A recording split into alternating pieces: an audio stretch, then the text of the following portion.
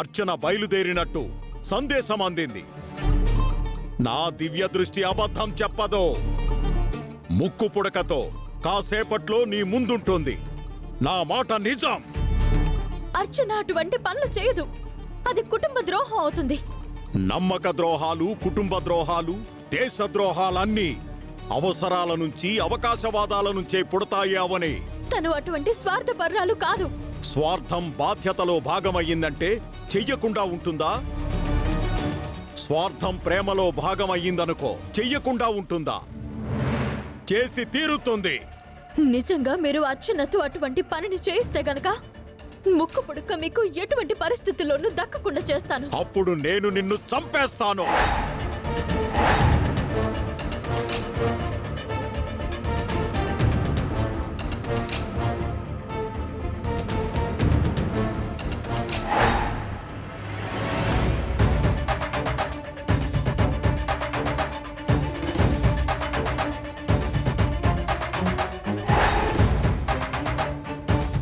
అర్చన ఏ విషయం అయినా నా దగ్గర తప్పకుండా చెప్తుంది. అటువంటిది ఎవరో అపరిచిత వ్యక్తులతో ముక్కు పుడకను తీసుకుని వెళ్లాల్సిన పరిస్థితి వచ్చినా చెప్పుకోలేకపోయిందంటే తనని బాగా భయపెట్టుంటారు.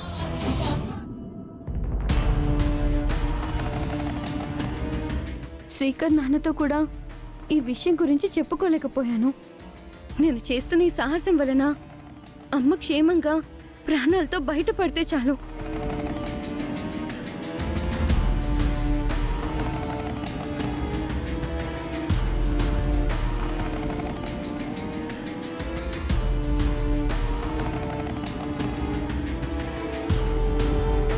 మాయా శ్రీకర్ల పెళ్లి దగ్గర పడుతున్న కొద్దీ సమస్యలు ఎక్కువైపోతున్నాయి. ఏవేవో జరిగిపోతున్నాయి. అవనిని ఎవరో ఎందుకు కిడ్నాప్ చేశారు అసలేం అర్థం కావట్లేదు. ఇంతకు ముందు మీరు అన్నట్టు సిచ్యువేషన్స్ అవని వైపు డైవర్షన్ తీసుకోవాలనే అవనియే ఇదంతా ప్లాన్ చేసినట్టు అనిపిస్తుంది. నేను మీ అంత చదువుకోకపోయినా, మీ అందరిలా అఫీషియల్గా మాట్లాడలేకపోయినా ఓ విషయం అయితే ఖచ్చితంగా చెప్తాను, మీరందరూ వినండి. ఇప్పుడు ఎవరైతే మంచివాళ్ళని ఇష్టం వచ్చినట్టు నిందించి దూషిస్తారో వారు మాత్రం ఫ్యూచర్లో సరైన శిక్షను అనుభవించకుండా పోరు.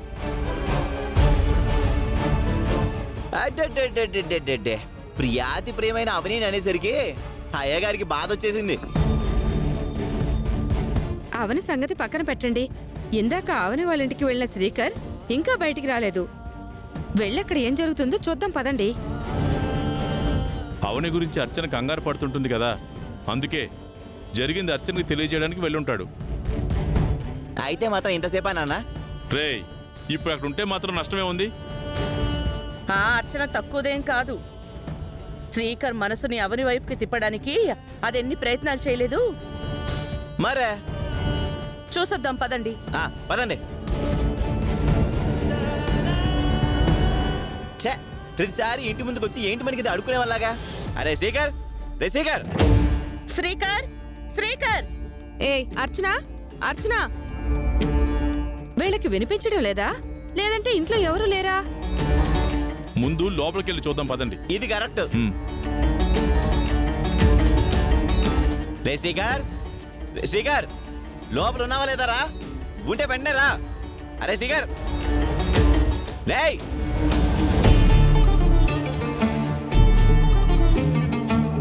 అమ్మవారు మన ఇంటి నుంచి ఎప్పుడైతే బయటికి వెళ్ళిపోయిందో అప్పటి నుంచే మనకి కష్టాలు మొదలయ్యాయమ్మా.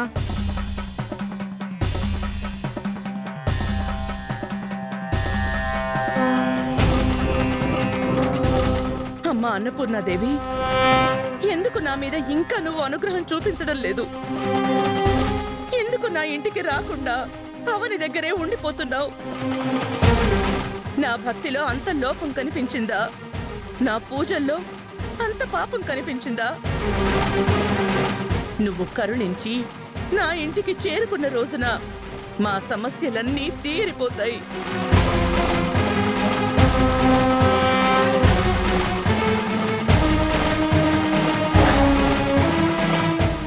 అమ్మవారి ముందుండాల్సిన ముక్కుపొడకి ఏమైంది? వీళ్ళు గమనించారంటే మళ్ళీ అవని వచ్చిన తర్వాత గొడవలు మొదలవుతాయి. ఇంట్లో శ్రీకర్ అర్చనలు కూడా లేరు. ఏదో జరుగుతుంది. తర్వాత వచ్చి తెలుసుకుంటాను. మీరు ఎంత మొక్కినా అమ్మవారు రాదులేండి. దుష్టగ్రహాలు సంచరిస్తున్న ఇంట్లో ఉండటం కంటే మంచి మనసున్న వాళ్ళ ఇంట్లో ఉండడం మంచిదని అమ్మవారు ఫిక్స్ అయిపోయింది. అమ్మవారి మీద ఆశలు వదిలేయండి. శ్రీకర్ రచన ఎవరూ కనిపించడం లేదు. మన ఇంటికి పోదాం. పదండి పదండి పదండి పదండి. రండి రండి.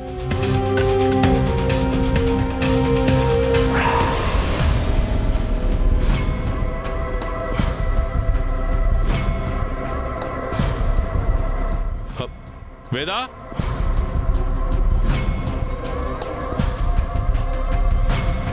ఏమైందండి? ముక్కు పుడక లేదేంటి?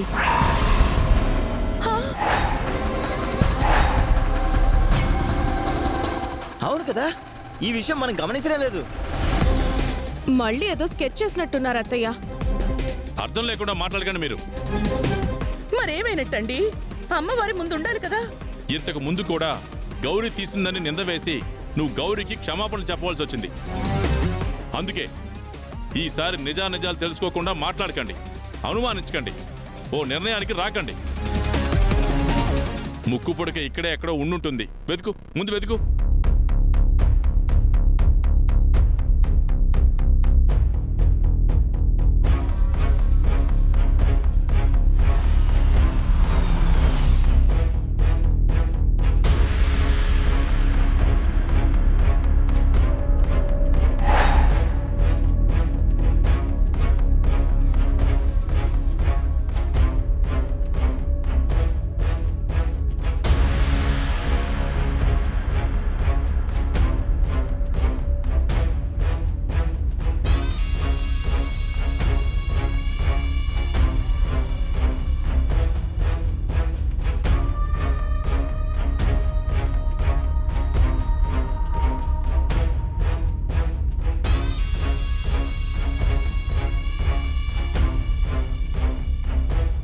గతంలో ఆ మాయ ఈ అడవిలోకి వచ్చింది.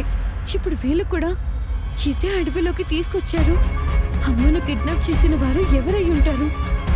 మాయ వాళ్ళ అమ్మా నాన్నలు నా దగ్గర విషయం వివరంగా చెప్పలేదు. పదా.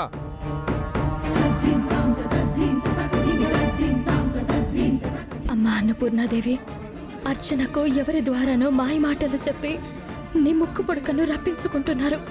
అది దుష్టుల పాలు కాకుండా నువ్వే కాపాడాలి. అలాగే అర్చనకు ఎటువంటి ప్రమాదం కలగకూడదు.